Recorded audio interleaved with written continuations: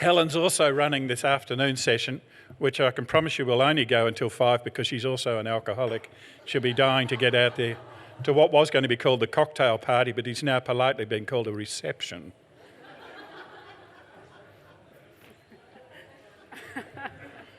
Is that me? Oh, okay. Good afternoon, everyone. That wasn't very good for an afternoon. Should we try that again? Good afternoon, everyone. Afternoon. Fantastic. Does anyone know what's happening this afternoon in this room? Good, that makes all of us. So we're all in the are we in our zone of disequilibrium? I think we are. Okay, great. When the PIR Consortium thought about this part of it, you'll notice in your program on every afternoon there's this kind of love-in type of conversation space that's happening. And I'm going to just throw to Jane and look at Jane in a second just to make sure I've got it right. But what the idea is that we can get spoken at a lot. And we kind of go, But we never get, in conference spaces, we hardly ever have time to actually sit and talk and discuss stuff together and get different ideas and different perspectives because we're too busy listening to the people on the stage. So, no, there's no one there at the moment. You don't have to look up there. So, and I remember the first time I ever experienced this was at a conference in Italy. Anyone been to Italy? Yeah, there's something about Italians. They love to talk. Oh, sorry. No, it's a good thing. It's a good thing. So this conference I went to was one of the first, way back. It's a John Jenkins kind of version of a conference. And so, I was there as an Australian at 9 o'clock in the morning, ready to go, and there's no one there because it didn't really start getting warmed up till about 11 o'clock, but it went to midnight. But one of the things that they did in this conference is they spent a lot of time in this sort of space. And the conversations that I had 20 years ago in that space and the relationships I formed with people then, I still have today. And I would not have got them if we'd just been going, yeah, that sounds good, listening to the front. Anyone else been to conferences like that where you've got a chance to actually have some good conversations? Yeah? Do you like them? Yeah? Yeah? What do you like about them? Yeah. And what this sort of thinking says is that the right people to have the conversations are right in the room. There are no experts. There's no one more knowledgeable than the person sitting in your chair and the person next to you and everyone else. And they call this, there's different ways of looking at it, some people call this conversations that matter, getting right to the heart of it. What does this matter for us, for our community, in our place where we live, as opposed to listening out there? So this is the first of 3 conversation spaces that we want to create. And my job is just to finish on time. You've got the wrong person, Andrew. Where are you? Wrong person to ask me to finish on time. But let me come back to being I used to be a high school teacher and organising grade 9 boys into a straight line. I got down to a fine art. So we want to finish with this being a really good conversation, and we need a certain number of people to do that.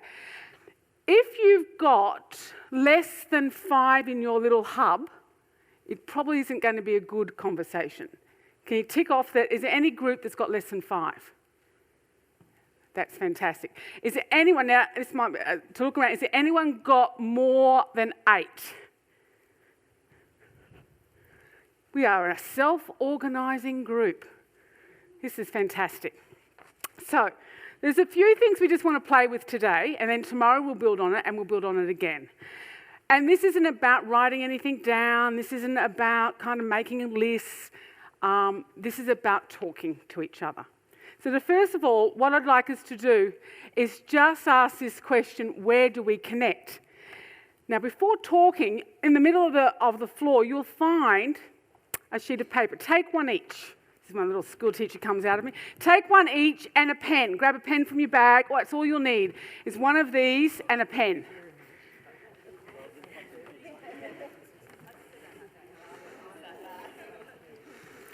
And I want you to bring, first of all, just have a look and locate the people in your group because you're going to come back to them. Look around where you're situated. so you know where to come back. And I want you to come down to this area for me with your pen and this piece of paper.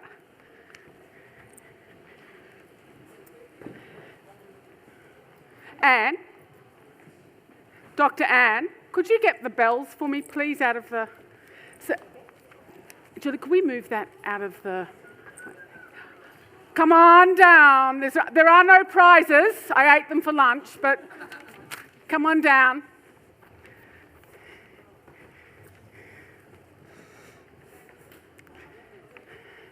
So this is... Are we down? Come on down, bring your pen. You don't need books or anything. You just need this and a pen. If you've got more than that, you'll probably struggle. So, you've got 8 questions on this piece of paper. The challenge is to find 8 different people, meet 8 different people that can answer correctly. So, for example, I would be looking for someone who's born in May. And oh, great, so I would write your name down, you might write my name down. So we're trying to meet people that we connect to already. Their square might be filled with someone else's name, but it doesn't mean you can't take their name and put it in your square if it fills. Want to find who the first person to get 8 squares, who is the fastest, speediest connector in this room. Go! You want to go?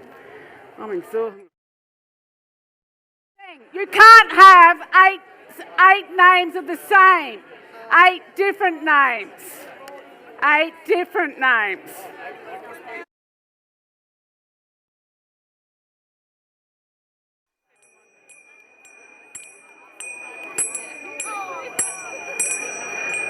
Wow, we have a winner. We have a winner. So, Lisa, and there was someone else over here. Lynn, yeah, wow. Lynette. Woo! Wow, was that a bit of energy in the room? Let's go back and find our spaces. Fantastic. Say thank you to the people that are your newfound friends.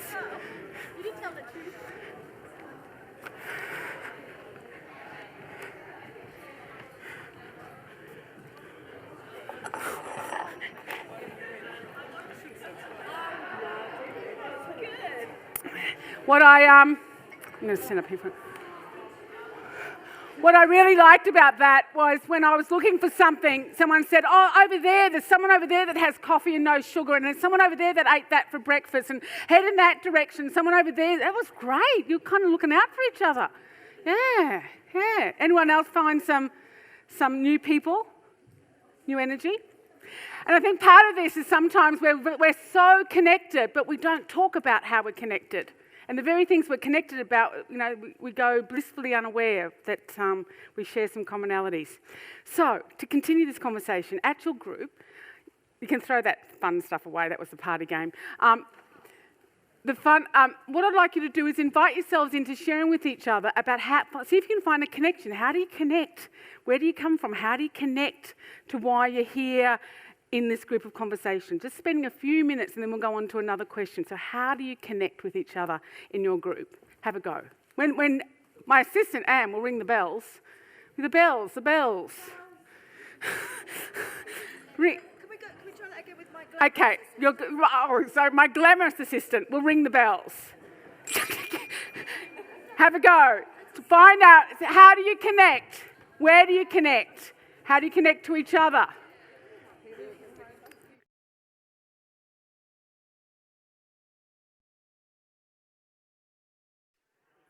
Find our connection points. Where do we connect with each other? Keep going. I don't want to interrupt, sorry.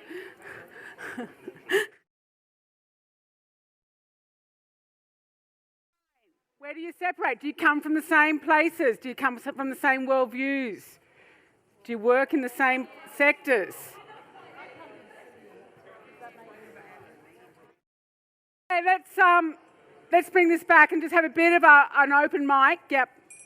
Thank you, my wonderful assistant. We've got a few roving mics around. I'm just wondering if there's anything that people want to notice about how they connected in their group in terms of sameness or difference, or how you notice that connection. And the room went silent. Isn't it amazing? You have these wonderful. Over here. Yeah. Thanks, Paul. Sorry. we were able to identify that we all had an interest in people's well-being Yep. and mental health and the change and improvement of existing services. Wow. And essentially a desire to make things work better. And that everyone would sign their blood around that? That everyone in that group? Yeah. Where were the other common points that you found in your group about how do you connect?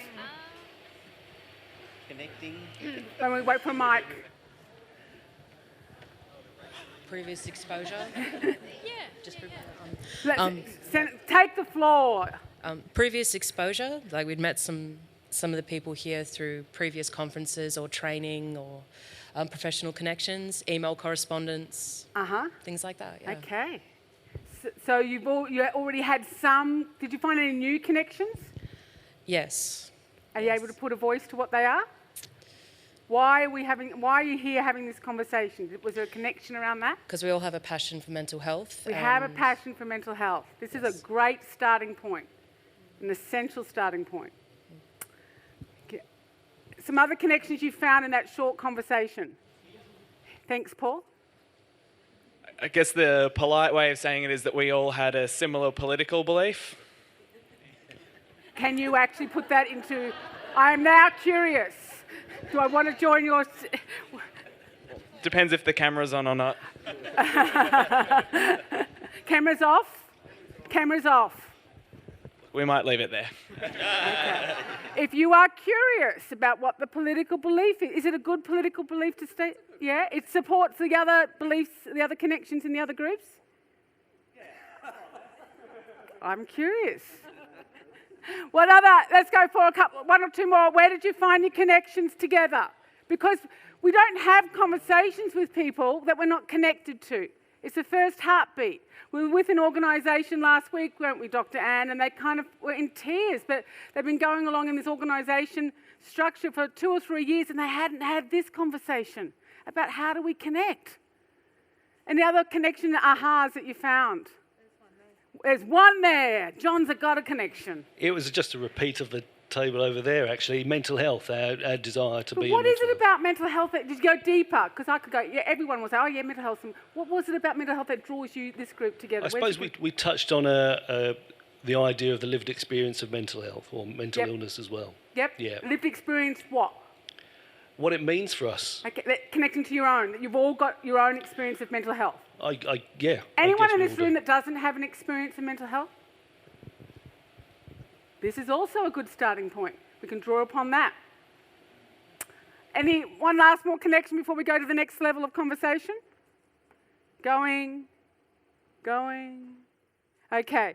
So the next question I thought that might be useful, given that we've had a whole day of inputs, and I know you've written a screeds of notes and you've kind of been talking about it, is in your group, is to talk about what's landing, is up on the board here, what's landing with us so far. So today is the first group conversation. What you've heard so far, the keynote presentations, the conversations you've had in your workshops, the conversations you've had outside the cappuccino machine and the lunch, talk to each other about what's landing with us so far. And what I'm going to encourage you to do is to listen to the middle. So try and think, how do we find our points of connection here about what's landing? For what's landing for me might be different from what's landing for John or what's landing for Andrew. But to hear, listen to understand, as opposed to listening to convince someone of that we're right. So just put it out into the middle. What's landing with us so far? My assistant, please, with the bells. You need practice.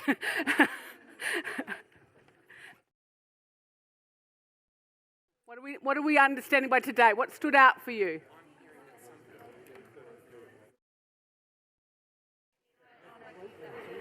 What stimulated us? What challenged us? What ideas? Where were we pulled?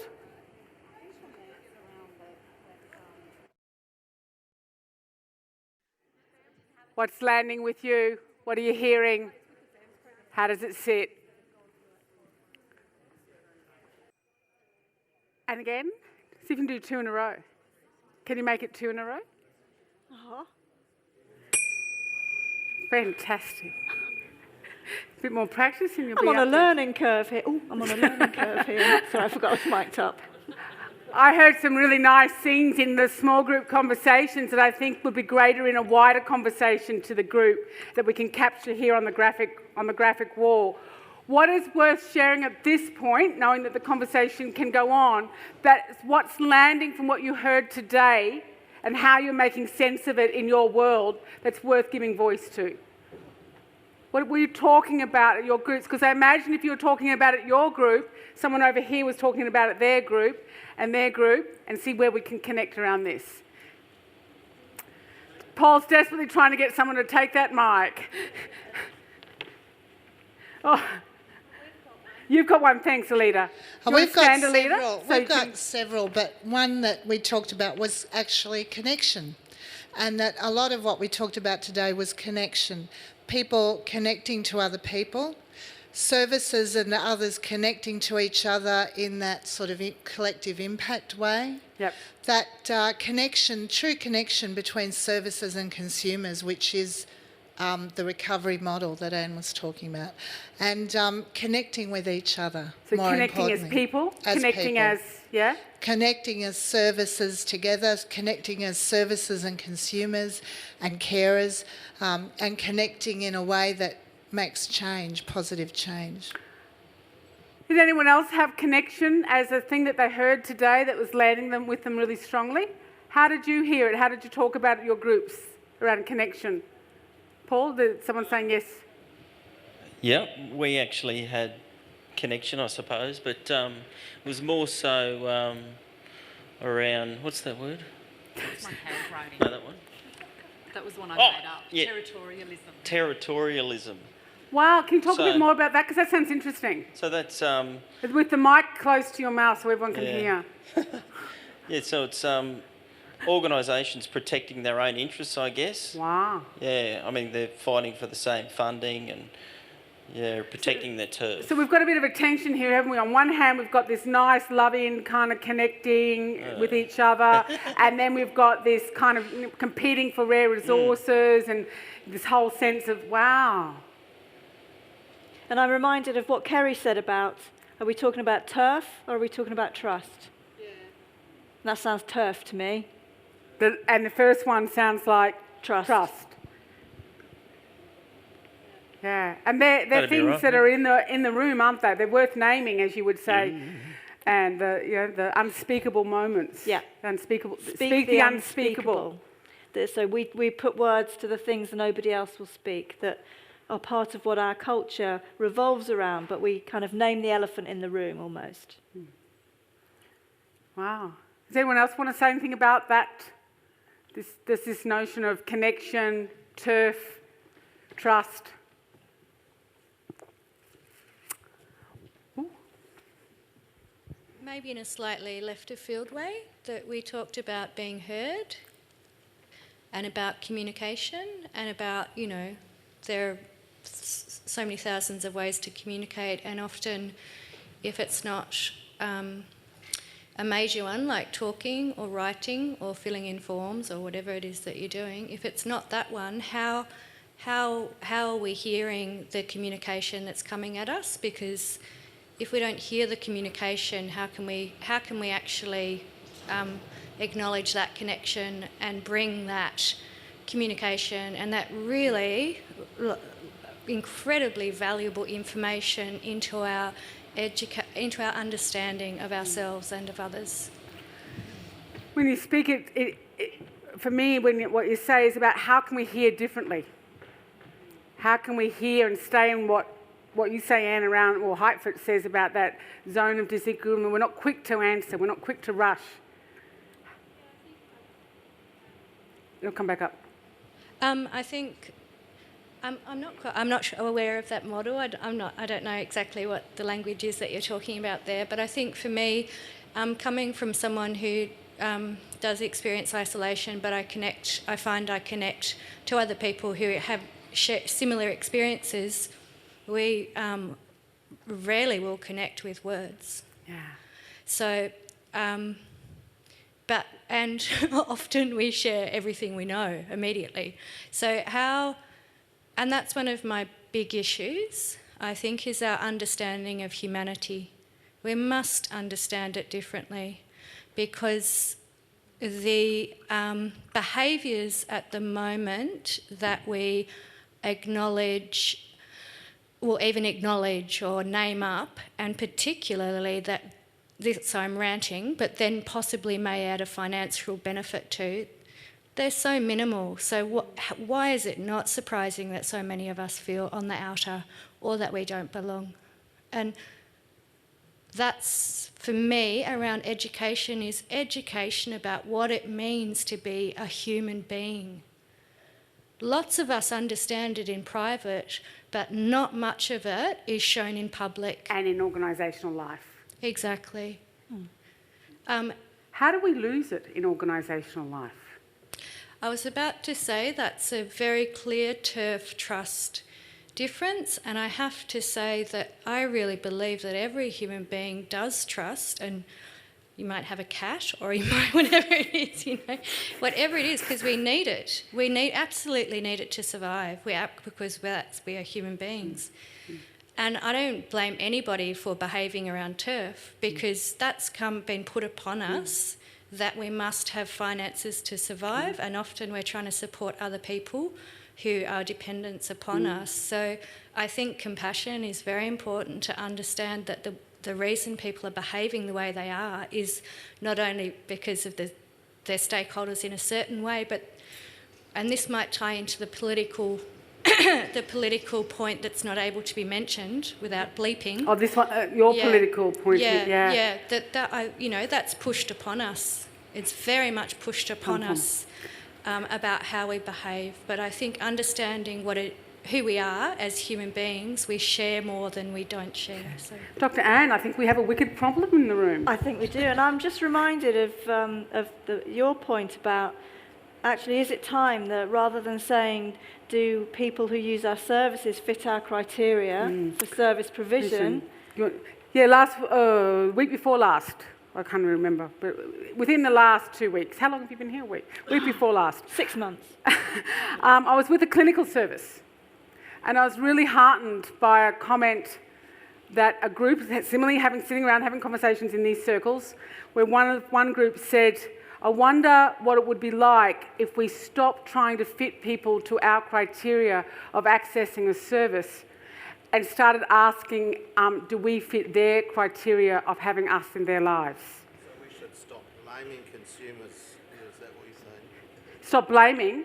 We should stop blaming consumers for not fitting into our service? Yeah, that's what they were asking themselves this question. Do we fit people's criteria to having us in their lives, as opposed to saying you do or don't fit our criteria for having you in our service? What a refreshing question that was. Yeah. And wait for Mike. I think not only refreshing, but also a cry for understanding. Yes. A cry for understanding, to say, wow, I really want to understand this problem in front of me. Yes. And my feeling is that it's actually giving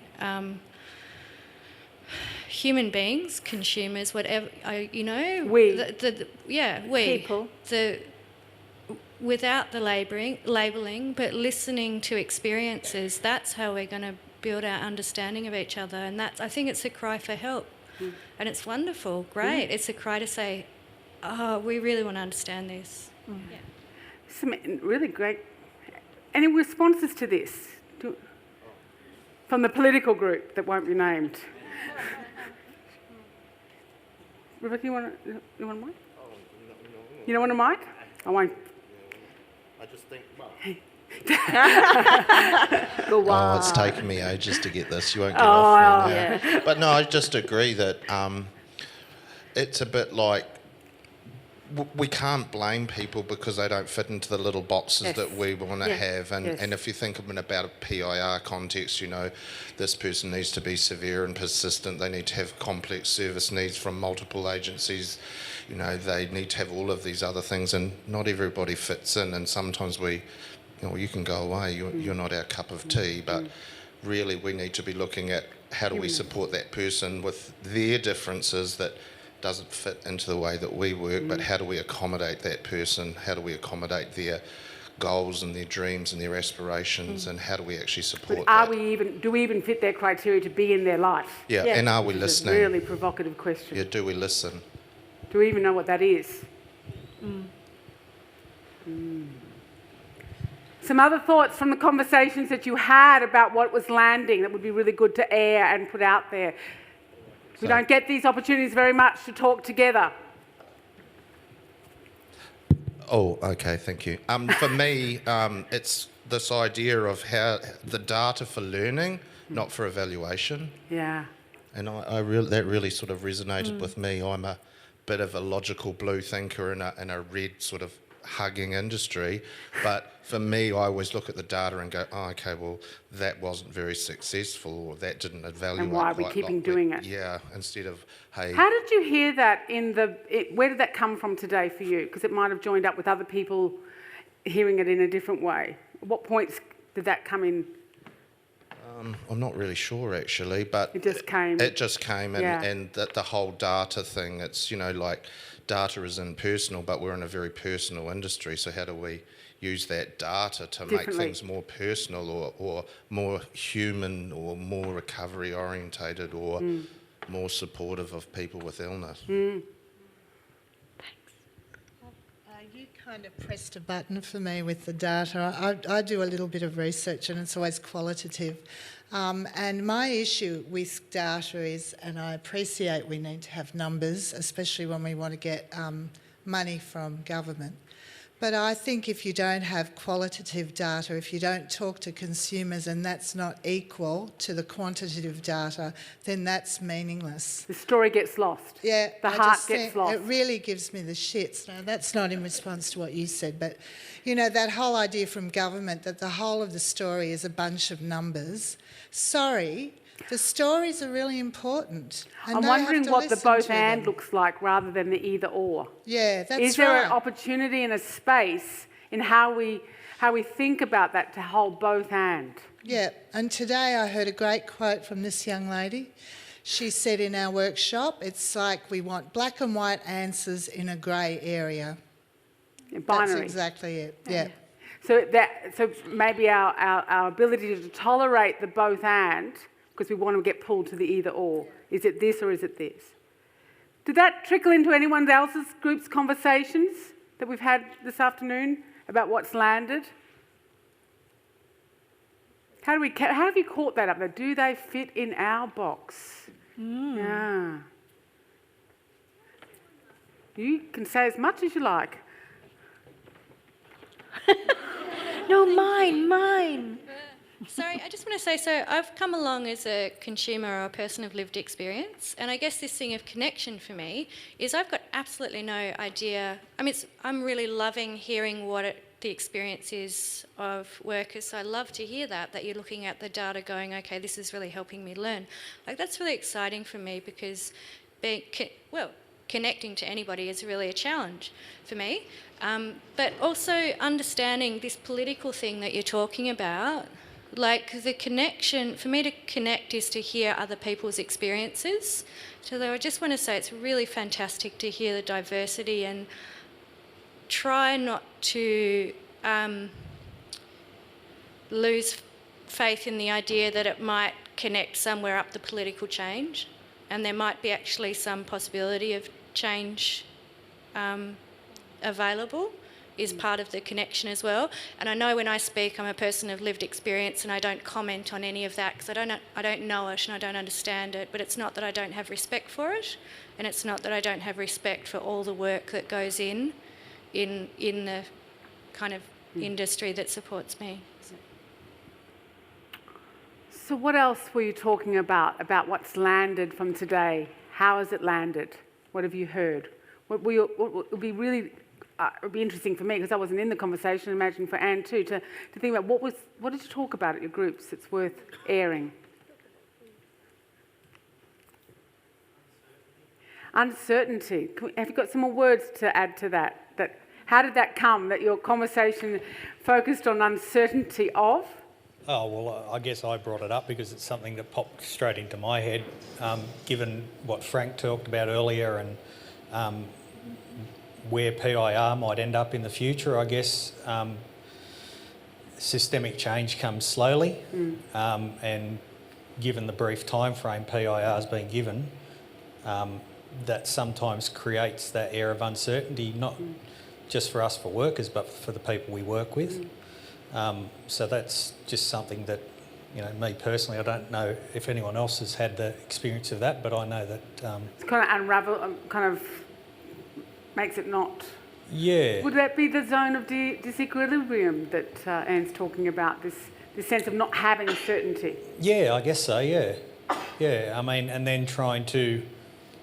I guess that's a feeling that a lot of people we work with actually have. Wow. They live in that all the time. So I guess we're getting a feeling of that ourselves.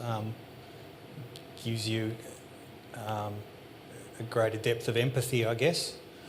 But you've also got to reflect on that and make sure that that doesn't drag you in a particular direction that ends up affecting the people you work with as well. So. Yeah, so can we navigate that uncertainty rather than trying to lock down certainty? Can we use that disequilibrium to bring about some novelty, some change, rather than going for what makes us feel better, which is fix it, sort it, make it more certain? Because you're right, I think that people who experience using services often have a high degree of uncertainty. And we don't we don't try and lock it down for them. So actually, there's something about being in that disequilibrium. Anybody who did the fluidity exercise with Helen and I this afternoon? They've all gone home. Yeah, they're all exhausted by the liquidity. But it was an exercise that we did that was about kind of just going with the flow and not having too many certainties. And actually, the experience was quite informative in terms of people kind of just going with it anyway and kind of just being coming willing to find a place in it. To flow, yeah. Thank you. Way over to Julie.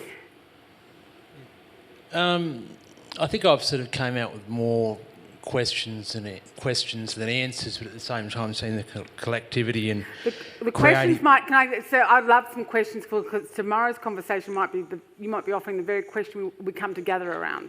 Yeah. So we can put a question up here to go forward to if we need to.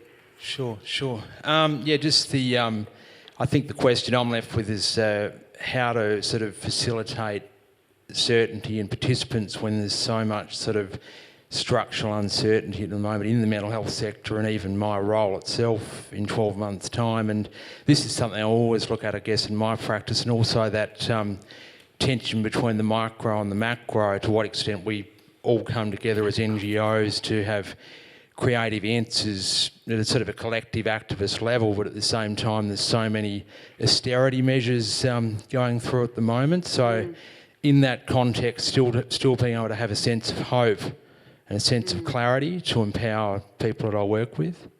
Yeah. And is it the certainty is it the same question? Is it about creating certainty or tolerating the uncertainty and being able? Is there a risk of us becoming certain? It's just a question I offer. Yeah, I think hate those things. What you're talking about, the fluidity and stuff. I was sort of thinking that this is something that I think is worth people with lived experience being listened to a lot more, because as you recognise, these are the things that we deal with and have to manage a lot of times on our own or through support of each other.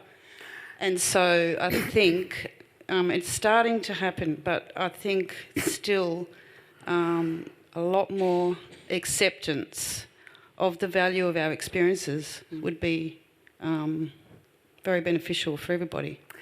I picked up also that the people who know how to live with uncertainty well are people, that we've travelled road of navigating this, and so maybe have something to offer those who are looking for certainty in a system, and there's a joining. Thank you, Paul. I think that's probably what Anne brought up about exposing people to the small amounts of disappointment that they can handle, they can absorb, and that helps them build resilience to be able to cope with those strategies over time, and being exposed to change. Yeah, thank you for that. John, it's up here. I'll get you a microphone. Here you go. Pick me. I think there's also a risk with certainty. When you have certainty, there's no room then to sort of really change the paradigms, change your thinking. It's just like, oh, this is the way it's going to be. We're certain about it. So that's the sorts of conversations I think that can really be stimulated. And it's a high risk of certainty, isn't it? Because we get into routines that no longer serve us, we get into practices, when we've stopped asking the question, why are we doing this? Who is it serving? We've lost our focus around, why have we come together? What are we connected around? Because we've just got into the activity of, we know what we're doing here because we did it yesterday and we did it the day before and the day before that and the day before that. And the story gets lost as to the why. Yeah.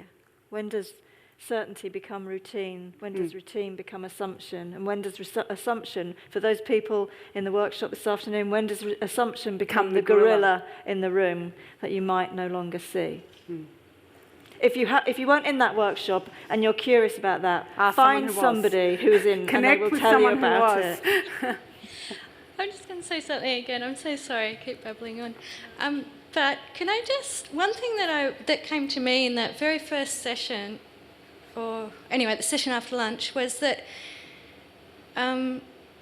it's about creativity. So for me, I'm an artist, and so the way that I've survived is through creativity, because initially I couldn't fit into the system at all, so I had to create a way of existing. And I think that it's really nice to look at the process of an artist and creativity, because what it does is it's a cycle, and it begins with uncertainty. Like this, I've forgotten this artist's name up here.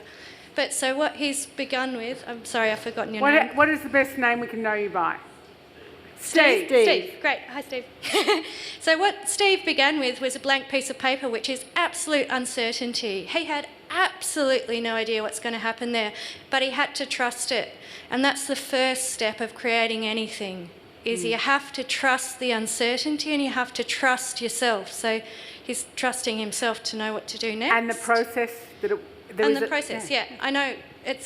But I just think that's, if you... I don't quite know how else to say that, but understanding what an artist does is actually that creative cycle. And for me, I think looking for certainty sometimes comes from exhaustion. We're so tired of actually there not being a problem that we can, a solution that we can then move on from. We want some certainty, but once the cycle's working well, you realise that certainty is just part of a moving cycle and it just stays in motion. But I think when exhaustion sets in, we kind of want certainty. So it ebbs and flows. Am I getting a sense in this room that there's some energy about stepping into uncertainty as opposed to holding on to certainty from within organisations? Is that, or am I just dreaming that? Are you picking that up, Anne? Yeah, I'm hoping so. Yeah? A few nods? Is certainty working for you? It is working for this group over here, to have certainty. No? Elita's right next to you saying no. What about this group? We think about, is this something to step into, to think about what does it look like, the fluidity that you're talking about, the creativity, or are we looking for the boxes to... We want certainty when it comes to funding from the government. We want resources. Yeah. You want the paper, you want the pens to be able to create something. Yeah. Even with that, though, we've got certain amount of dollars coming in that can restrict our thinking. We can still start to think collective impact without having the dollars. So is that something that you talked about in your group? That does the money come before the creativity, or is it risk of the creativity? I think the creativity is there. Our group was certainly talking about our communities and what's actually in our communities now, tapping into that. And that really led to a good conversation about a sense of belonging and identify. Some people might talk about, well, I don't have a community, but then expanding that conversation to be about what is community for you, what is belonging, and really sort of tapping into all of that. Was that what you were going to say? Sorry. Andrew, I imagine you didn't have that your group would have been quite vocal around things that landed with you today? Yes. Thank you for that, Andrew. Has anyone else besides Andrew in the group got words to say? Oh, over here. Okay, I'll come back to there.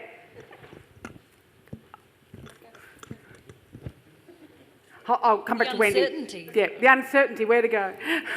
Am I going? You can go, take it, and come back to Wendy. All right, group. So what's landing with us so far? We talked about the power of all the speakers that talked about their lived experience. It just stands out. It stood out to everyone. Yeah. What was it that stood out for you that kind of was the, let's not forget this. What was it about those stories that recentered, refocused? Personally, I just have utmost respect, and I think you can connect with someone when they share, even if you're just a listener. Yeah. From the heart. Yeah. Yeah. So the humanness of sharing stories and experiences. So a system or organisations or a collective of organisations or communities that hear stories keeps the energy, keeps our focus. And how can we do more of that? Yeah. How can we do more of that, of stretching into holding those stories as the thing that's kind of the compass point to why we come into work, why we do what we do, why we live the way we do? And I guess I'm just curious about making sure that we allow those stories to land, even when they are about us, when they involve us. What do I mean by that? I mean, I'm just reminded of my example of, when I was in Devon on the grass, and there were a whole bunch of service providers saying, yeah, it is terrible, other people do these terrible things. That actually the stories are really powerful and they're really important. And what would it take for us to say, yes, and I need to hear these stories because I need to do things differently, rather than, yes, we need to hear these stories because other people need to do things differently. So are we brave enough to hear these stories? Because I've worked with a number of organisations who are really brave to hear stories until they're about the organisation. And then they start explaining and they start defending and they stop listening. Wow. So how can we capture that on the board? Because I think, is that something that needs to be up there? The stories, no pressure, Steve. No pressure. The stories and the risk of it's. How do we hear them without shutting them down? How do they land with us? Not how do we have to change other people over there? Yeah. But what relevance do they have to us all? Andrew, have we got a mic? No, that's Wendy's first. Oh, sorry, I was just going to say 2 ears, 1 mouth, use them in that proportion. Yes. Yeah. The marvellous John Heron suggested that as a solution. Wendy? I was just going to comment on the uncertainty conversation, if we haven't moved too far past it. One of the things I think for me is that we're forced into places of uncertainty and we don't like it, so therefore we don't embrace that. Get out of here! Yeah. So I think that's mostly what I would say. If you put me somewhere where I don't want to be, I'm going to punch back out again to get out of it. Yeah. So I think that the culture that we live in terms of this sector is very much the water is full of uncertainty and we can't escape it. So is it about developing a resilience to that uncertainty that allows us to stand a bit longer in it and a bit longer in it and a bit longer in it rather than to jump back to certainty? Yep, and I think it's about not being frightened of it. Yeah, being able to go, I know this, I know what this looks like, I know how to navigate it, as opposed to, whoa, get me back into the box And it's again. like what I said when we were in the room in there before, it's embracing that opportunity to be different instead of criticising others who are trying to be different. I think we should be embracing and encouraging that kind of creative, innovative thinking in each other to see how we might be able to do things differently. To navigate the river of uncertainty. Is it? Yes. There's some kind of, this is the energy I was picking up, that it sounds like the certainty's not working for you on a whole lot of levels, but there's some what I'm hearing and feeling is there's some intention to lean into that uncertainty without necessarily kind of doing it alone.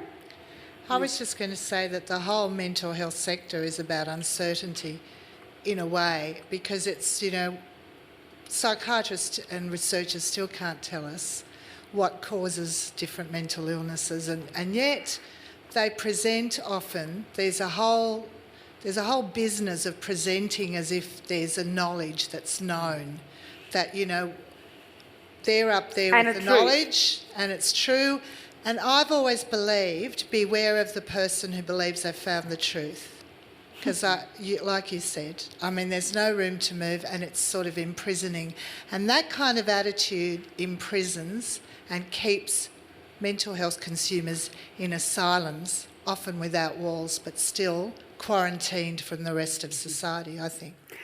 Is that coming back to, I'm mindful of something Anne said in your keynote, Anne, you said something about the ambivalence and being able to question and being curious and to not know as an important part of our change processes. Yes, and to be prepared to own our own place. What part do I play, and can it be different? And to be prepared to step, and that's an uncomfortable place to step into, but it is a place of, it's a generative place. Where I'm going to kind of pause this conversation soon to go and have some eaties and drinky things, but we're going to come back to it tomorrow and build on it from where we go and the stimulus we have during tomorrow. So you might want to start knowing what tomorrow afternoon might be like, what things you want to collect, pearls of wisdom along the way. But I just want to open up, is there anything at this point that people go, I want to capture this point now because I think I'll sleep tonight and I'll forget it and we won't be able to come back to it, in terms of what's landing with us so far that hasn't been said? Yeah, Paul, sure, great.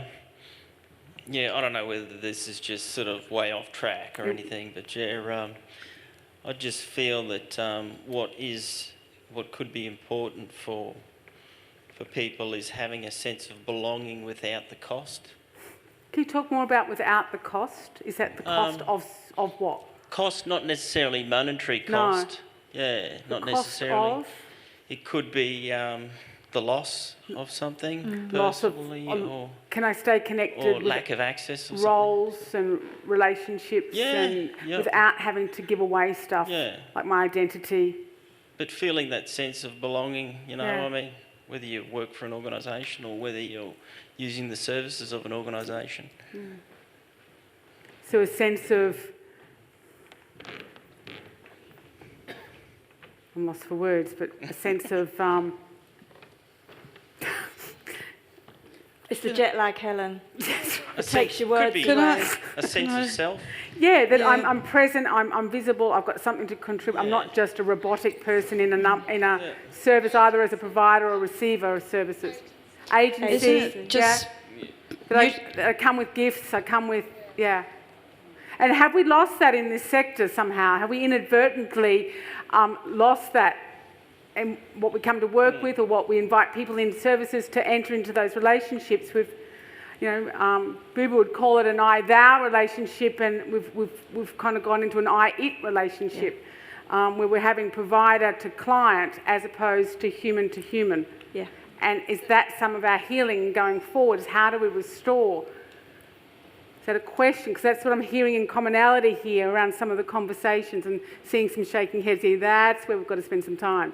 Yeah, I was just going to say it's just basic humanity, mutual respect for each other. That's it. Simple. It doesn't have to be rocket science, does it? Something too. And also, this is so, some of my anxiety as I was growing up was my anxiety for my parents, because I'd suddenly made them carers because I was unwell, and I was so anxious about that, which was not good. And so part of my anxiety and which is shared humanity, is care for the people who are helping me. So to know that there's some form of way of the sector being healthy is really, really important for me, not just because I'm engaging with it, but because I actually care about the people that are in it, not just the consumers, but the people that are in it, and that's a humanity experience, because, yeah, it takes both of us to change it, and I care about that. So, yeah. It sounds like there's a maturity coming into our conversations that, in the last quarter of a century have been in this, that we're starting to actually hear the both and rather than the you fix it and I'll just throw the rocks. And this is really exciting that we're getting to a place where we're actually to see that we can actually all come together and think about a way forward. Any other parting comments at this? Oh, yeah.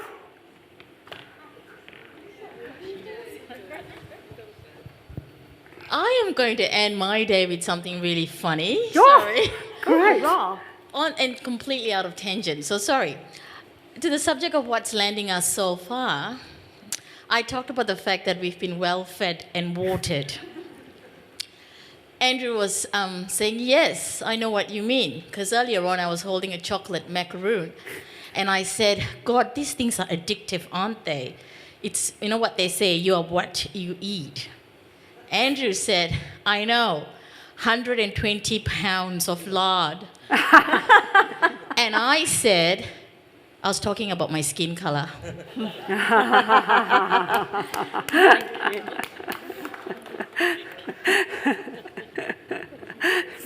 A different way. Is this a good time? Oh, we've got Andrew.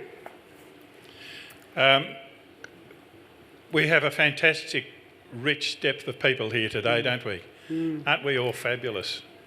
Are we not all fabulous? Oh, we are. Woo!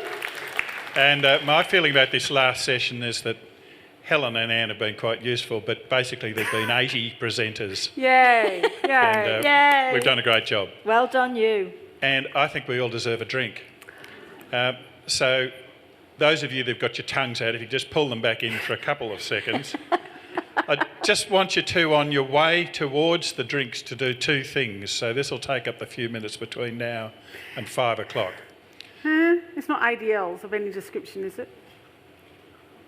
I don't have to tidy anything, do I? Please don't mention ironing. It'll send her into a flat spin. As if we'd expect you to comply. The first thing is, can you walk past Steve's work? There are some little things in there that are very clever, very insightful, and I'm going to be smacking him around the ear in a minute because he's done one that I didn't like. Only joking, Steve. On the way out too, if you haven't stuck your handprint on the canvas, could you please do that? Steve's written Partners in Recovery in the middle, and we'll just gradually try and fill the rest of the canvas, or if there isn't enough room, stick it over the writing, whatever you like. But we would like to have that canvas look very busy with handprints, if you could, please. See you at Drinkies, and we'll see you back here at 9 in the morning. Thanks, everybody. Thank you.